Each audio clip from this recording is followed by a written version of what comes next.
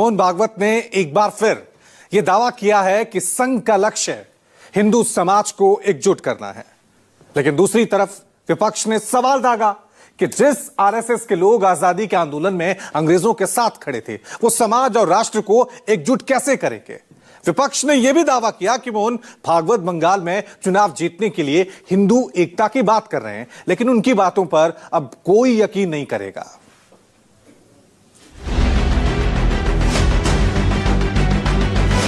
नरेंद्र मोदी जी पूरा हिंदू समाज नहीं है, बीजेपी पूरा हिंदू समाज नहीं है, आरएसएस पूरा हिंदू समाज नहीं है। जहां भी ये जाते हैं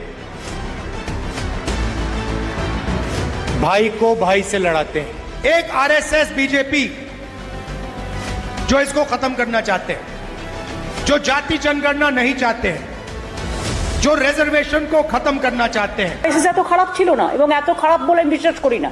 मैं बीजेपी से नहीं डरता, मैं आरएसएस से नहीं डरता। मुझे कोई फर्क नहीं पड़ता। जितने केस डाले 24 लगाए, 25 लगाए, 25 और लगा दो। आरएसएस के खिलाफ राहुल का यह आक्रामक रुख जनता को पसंद आया। लोकसभा चुनाव में राहुल के इस तेवर ने असर भी दिखाया। हालांकि हरियाणा, महाराष्ट्र और दिल्ली विधानसभा के चुनावों में संविधान और आरक्षण पर हिंदुत्व हावी दिखा और पश्चिम बंगाल विधानसभा चुनाव के एक साल पहले ही संघ प्रमुख ने बंगाल में डेरा डाल दिया। विपक्ष के दावों और इल्जामों के उलट आरएसएस को हिंदू समाज का रक्षक बता दिया। हिंदू समाज को जोड़ना ही आरएसएस का मकसद बता दिया। संघ संपूर्ण हिंदू समाज का संगठन करना चाहता है। हिंदू समाज का संगठन क्यों? क्योंकि इस देश का उत्तरदायी समाज हिंदू समाज है। भारतवर्ष एक भूगोल नहीं है केवल।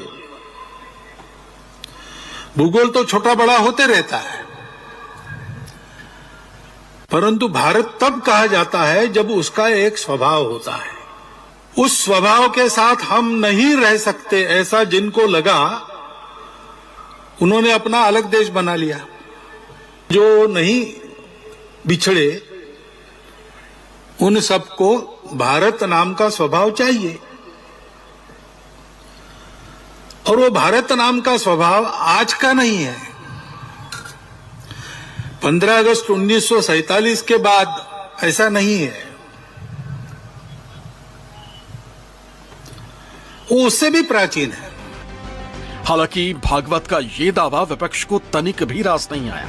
कांग्रेस से टीएमसी तक विपक्षी नेताओं ने सवाल दागा कि जिन लोगों ने आजादी के आंदोलन में अंग्रेजों का साथ दिया, स्वतंत्रता सेनानियों के साथ विश्वासघात किया, वो भला देश और समाज को जोड़ेंगे। इस दावे पर कौन यकीन करेगा। आरएसएस ने क्या किया या इनके जो बच्चे हैं बीजेपी, उन्होंने क्या किया, तो केवल जुमले के अलावा और कुछ नहीं किया। तो ये लोग आते हैं, इन लोगों का काम यही है तोड़ना, लोगों के साथ में बरगलाना। हमारा जो धर्म है, सनातन धर्म है, उसके बारे में भी गलत सब प्रचार करना। इसके अलावा ये और कुछ नहीं कर सकते। ममता बंदोपाध्याय के सामने पश्चिम बंगाल में लड़ने के लिए आएगा, वो चूर चूर हो जाएगा। आरएसएस के मुखिया ने आरएसएस की वो नीति सामने रख दी है। आरएसएस हिंदुओं को ही संगठित करना चाहती है। आरएसएस उन्हीं के इंटरेस्ट को लुक आफ्टर करना चाहती है। उनका कहना है कि जिम्मेदार समाज है। नफरत फैलाने का काम तो आप ही कर रहे हैं। अगर मैं कहूं कि सबसे ज्यादा जिम्मेदार समाज मुसलमान है, तो क्या आरएसएस को ये बात अच्छी लगेगी?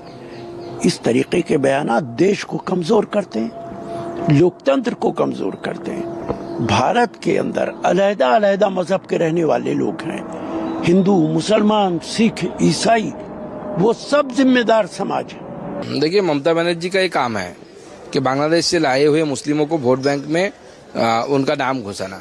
ये पूरा काम ममता बनर्जी की सरकार करती है, और ममता बनर्जी की सरकार को पता है कि 26 में वो हारने वाली है, इसलिए अभी से एलिबाई तैयार कर रही है। 2026 में पश्चिम बंगाल में विधानसभा के चुनाव होने और आरएसएस प्रमुख मोहन भागवत ने बंगाल में 10 दिनों के लिए खूंटा गाड़ दिया।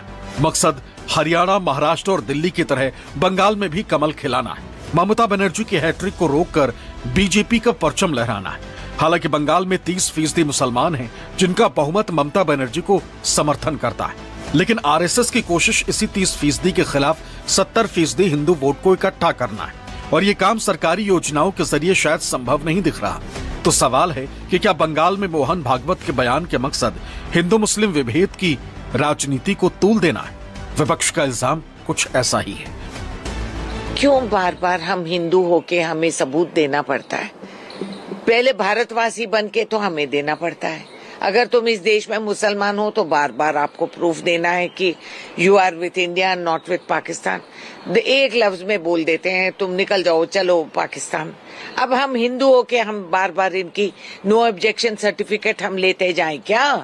अब ये जो बार बार ये कहा जा रहा है कि एक होना चाहिए, हिंदुओं को एक होना चाहिए, लेकिन ये नहीं बताया जा रहा है कि क्या करने के लिए एक होना चाहिए या कि दूसरों से नफरत करने के लिए एक होना चाहिए।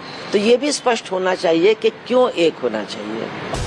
पश्चिम बंगाल पुलिस ने आरएसएस की इस रैली की इजाजत देने से इनकार कर दिया था। हालांकि कलकत्ता हाई कोर्ट ने बंगाल सरकार की आपत्तियों को दरकिनार करते हुए शर्तों के साथ रैली को मंजूरी दे दी। Bureau report, news 24।